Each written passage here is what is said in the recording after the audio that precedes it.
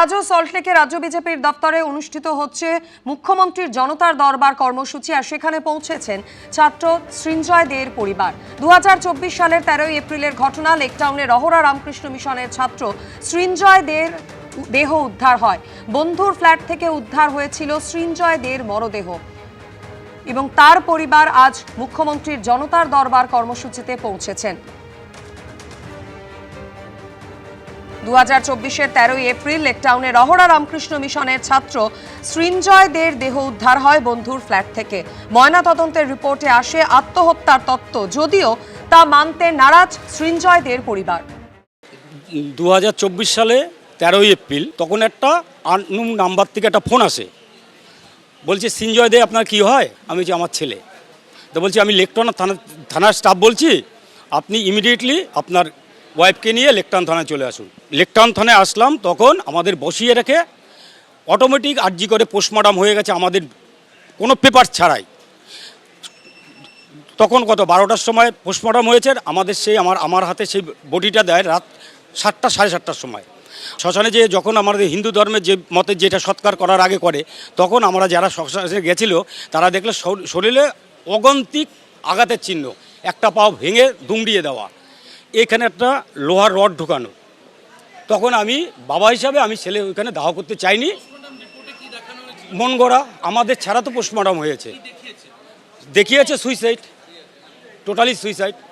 তো তৎকালীন Bidhannagar police commissioner, Ranaghat police কমিশনারকে আমরা সব চিঠি দিয়েছি, কেউ কোনো আমাদের হাত বাড়িয়ে দিইনি। আমার ছেলে ডিবেটটা করত বিজেপির হয়ে নরেন্দ্র মোদী, বিগত দিনের ভারতবর্ষ বর্তমান ভারতবর্ষ, আর ওরা টিএমসির প্রভাবশালী, ওর সঙ্গে একটা দ্বন্দ্ব হয়।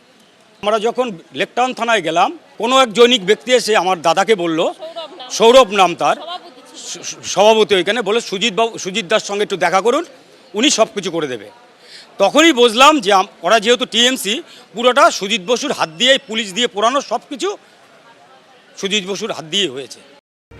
এই বিষয় নিয়ে আরো বিস্তারিত জানতে সরাসরি কথা বলে নেব। আমাদের সঙ্গে রয়েছেন প্রতিনিধি শিবাশিস মৌলিক। শিবাশিস, সৃঞ্জয় দের বাবার বক্তব্য আমরা শুনলাম, ছেলের মৃত্যুর প্রকৃত কারণ জানতে চেয়ে আজ মুখ্যমন্ত্রীর দ্বারস্থ হয়েছেন তারা। মুখ্যমন্ত্রীর সঙ্গে দেখা হয়েছে? দেখো, এখনো পর্যন্ত জনতার দরবারে এসে পৌঁছননি মুখ্যমন্ত্রী শুভেন্দু অধিকারী। জনতার দরবার যেরকমটা আমরা জানি প্রতি সপ্তাহে আয়োজন করা হয় রাজ্য বিজেপি দপ্তরে, এবং সকাল থেকেই রাজ্যের বিভিন্ন প্রান্তের মানুষ যারা সুবিচারের আশায় রয়েছেন বা সরকারি সাহায্যের আশায় রয়েছেন, তারা এসে ভিড় করেন এই রাজ্য বিজেপি দপ্তরে। আজও সেরকমভাবে কিন্তু হরিণঘাটা থেকে এসে পৌঁছেছেন যদু দে, সৃঞ্জয় দের বাবা। 2024 সালের 13 এপ্রিল সৃঞ্জয় দে লেকটাউনে বন্ধুর ফ্ল্যাট থেকে তার দেহ উদ্ধার হয়, এবং পরিবারকে ফোন করে যখন লেকটাউন থানায় ডেকে পাঠানো হয়, আরজি কর মেডিকেল কলেজ হাসপাতালে দুপুর 12টা নাগাদ পোস্টমর্টম করে সন্ধ্যে 7টা নাগাদ দেহ তুলে দেওয়া হয় পরিবারের হাতে। এবং পরিবার যা অভিযোগ করছে তাতে তৎকালীন মন্ত্রী সুজিত বসুর অঙ্গুলি হেলনে একটি খুনের ঘটনাকে আত্মহত্যা দেখানো হয়েছে, এমনটাই কিন্তু অভিযোগ নিয়ে আজ জনতার দরবারে মুখ্যমন্ত্রী শুভেন্দু অধিকারী দ্বারস্থ হয়েছে পরিবার, এবং তারা সুবিচারের দাবি জানাচ্ছেন। এই যে মৃত্যুর যে ঘটনা, সেই ঘটনার পুনরায় তদন্ত চাইছেন তারা, এবং যারা এর পিছনে রয়েছে, কারণ রাজনৈতিক প্রভাব রয়েছে এমনটাই পরিবারের অভিযোগ। নরেন্দ্র মোদীর হয়ে ডিবেট করত সৃঞ্জয় দে, এমনটাই পরিবারের দাবি, অর্থাৎ বিজেপির সমর্থক ছিল সৃঞ্জয় দে। এবং ঘটনায় যাদের জড়িত বলে পরিবারের সন্দেহ, তাদের সুজিত বসু এবং তাদের ঘনিষ্ঠদের অর্থাৎ তৃণমূল কংগ্রেসের দিকে নিশানা করছে পরিবার।